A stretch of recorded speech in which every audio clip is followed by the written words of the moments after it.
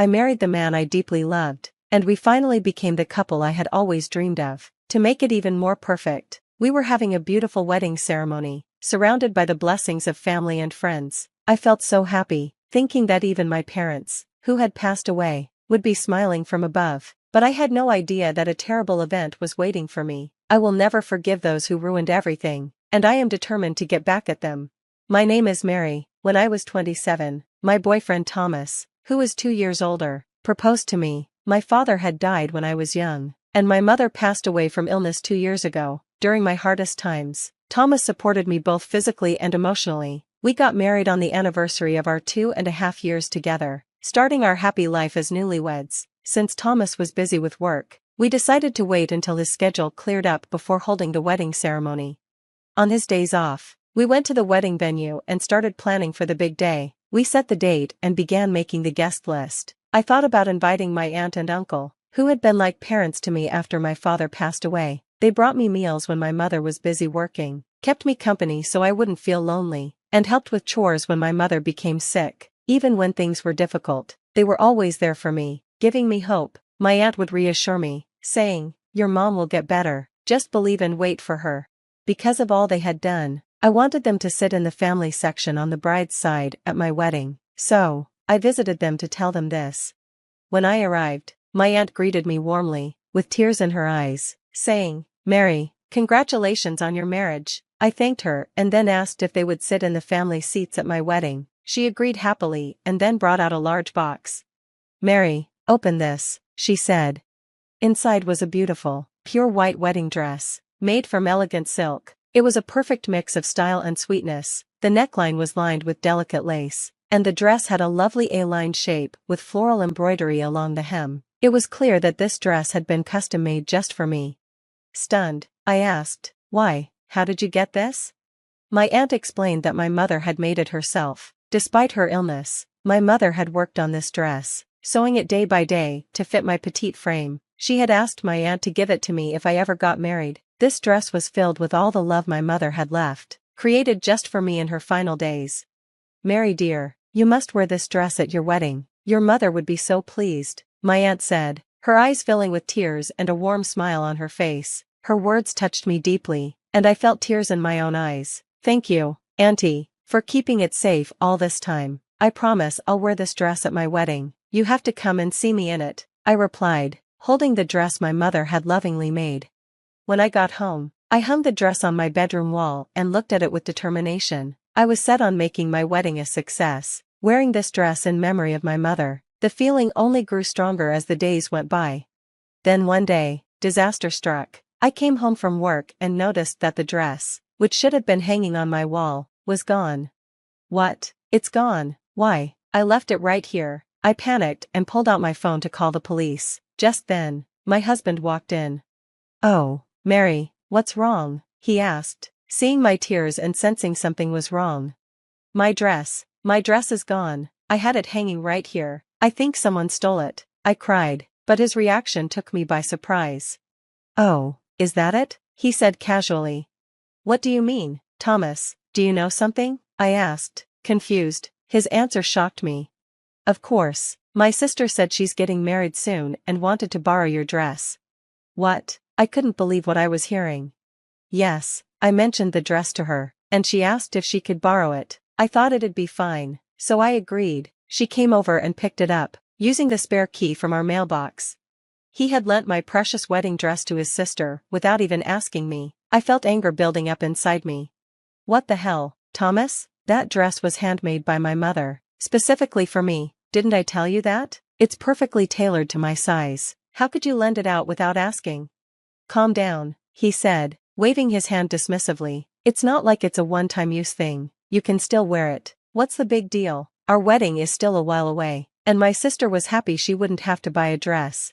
I was furious. "That's not the point. I never gave permission for this. That dress is special. It was meant for me to wear first. Why would you let your sister wear it before I even get to?" Even after all my explanations, he still didn't seem to understand my feelings. I tried to explain why I was so upset, but my husband refused to apologize or even admit he was wrong. Instead, he sighed in frustration and said, "Mary, you're being too petty. Stop acting like a spoiled child. Petty? Spoiled? I thought, anger flaring up inside me. I was upset because this dress was something my mother had made for me. It was meant for me, not for my sister-in-law. I was done with his careless comments that completely dismissed my feelings. I'm going to your parents' house tomorrow to get my dress back from your sister, I said firmly. What, tomorrow? My sister's fiancé and his parents are coming over then, he said, sounding annoyed. Don't interrupt them. Interrupt? You've got some nerve. Let me be clear, no one will convince me to let your sister wear that dress, I replied. The next day, I took off work and went to my in-laws' house. As I walked up to the open front door, I could hear lively voices inside. Quietly stepping in, I listened from nearby. Wow, you made this dress yourself? That's amazing, Cynthia, said a man's voice, who I assumed was Cynthia's fiancé. Oh, it's nothing like that, she replied, pretending to be humble. I couldn't believe what I was hearing. She was flaunting my mother's handmade wedding dress, claiming it as her own. It took a lot of time, but I really wanted my dream dress for my wedding, so I ended up making it myself, she continued. At that moment, something inside me snapped. Her dream dress? This was the dress my mother had poured her love into, just for me. Before I even realized it, I had walked into the room and grabbed the dress from my sister-in-law's hands.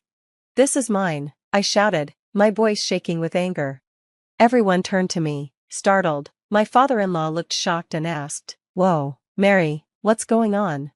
Ignoring him, I looked straight at Cynthia and revealed the truth to everyone. This dress was handmade by my mother, just for me. Your daughter took it from my room without asking. Everyone stared at me in disbelief, their eyes wide. Cynthia, on the other hand, looked pale. Cynthia, is this true? Her fiancé asked, his voice filled with disbelief. Desperate to cover it up, Cynthia tried to protest. No, it's not like that. I really did make this myself. I realized we wouldn't get anywhere with more arguing, so I challenged her. Why don't you try it on then? Since my mother made it to fit me, I don't think it will fit you. Cynthia was taller and more toned than I was. There was no way the dress would fit her. Cynthia was trying her best to fit into the dress, which was clearly made for my smaller frame. Just then, my husband arrived, his face red with anger. Mary, what are you doing? Are you trying to ruin my sister's wedding? He shouted. What are you talking about? I shot back. If anyone's wedding is being ruined, it's mine. Ignoring my frustration, he went on to say something even more shocking. Shut up, we cancelled our wedding, so just give the dress to my sister. Cancelled? What do you mean? I asked, stunned. That's right, he replied firmly. My sister said she's short on money, so we gave her the $50,000 we'd saved for our wedding. Since there's no wedding anymore, we don't need the dress, right? I couldn't believe what I was hearing. He had lent my dress to his sister without asking, cancelled our wedding, and even gave away our savings. It was as if our marriage meant nothing to him. Realizing how little he valued us, I felt my love for him fading. Seeing my silence, he assumed he had won. Now, give that dress back to my sister, he demanded. You have no objections to canceling, right? Fine, I replied calmly. Let's get a divorce then. Huh? My husband looked completely taken aback. You heard me, I want a divorce. I can't be with someone who tramples on people's feelings so easily, I said firmly. Wait, what? Divorce? That's ridiculous, he stammered, panicked. But I was done. I turned to leave, holding the dress tightly. Just then, Cynthia grabbed the end of the dress, pulling it hard. The dress tore, leaving it in a ruined state. My husband and Cynthia burst out laughing as if they found it hilarious. Serves you right, Mary, she sneered. This wouldn't have happened if you'd just lent me the dress quietly. You brought this on yourself. I felt tears fill my eyes, not because the wedding was cancelled, but because this precious dress, made by my mother, was now destroyed. It was something I wanted to keep forever, and now these awful people had ruined it. At that moment, Cynthia's fiancé stood up and spoke quietly. I guess we're done, too. Everyone turned to look at him in shock. Wait, are you serious? Cynthia cried, panicking. You're calling off our engagement? Why? He looked at her with a stern, disappointed expression. Why? It's simple. I can't marry someone who would do something so thoughtless and cruel without hesitation. Even his parents seemed to share his disappointment, looking at her with quiet disapproval. As Cynthia's fiancé and his parents were getting ready to leave, Cynthia frantically yelled, "Wait a minute, It's ridiculous to end our engagement over something like this, right, Mom, Dad, don't you agree? But her pleas didn't change anything. Her parents just looked at her with disappointment. Wait, Mom, Dad, why are you looking at me like that? She asked, panicking.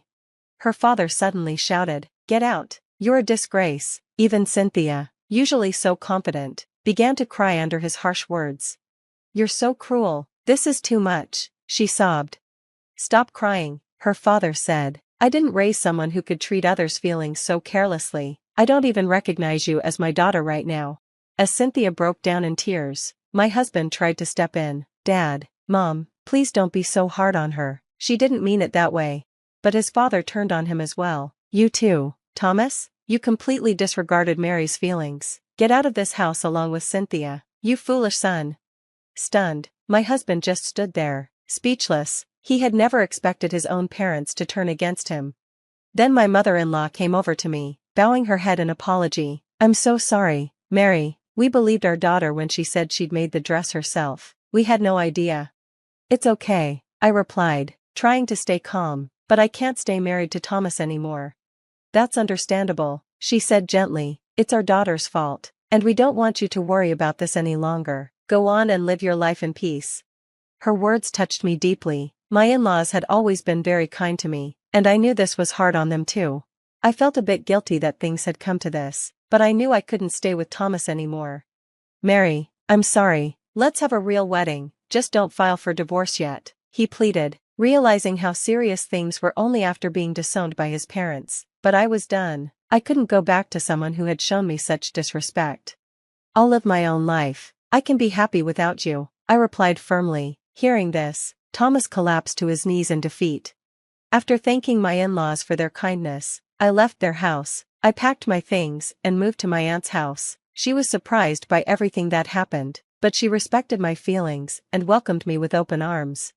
My aunt even managed to mend the torn parts of my mother's dress, bringing it back to its original beauty. After that, I filed for divorce and requested alimony from Thomas. Since he had secretly given our wedding savings to his sister, I was able to get a bit more because of that.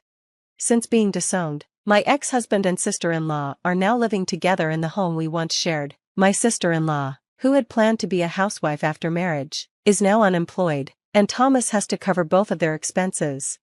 In the future, if I ever get another chance to marry, I'll be sure to choose my partner carefully, and when I do have that wedding, I'll proudly wear my mother's handmade wedding dress.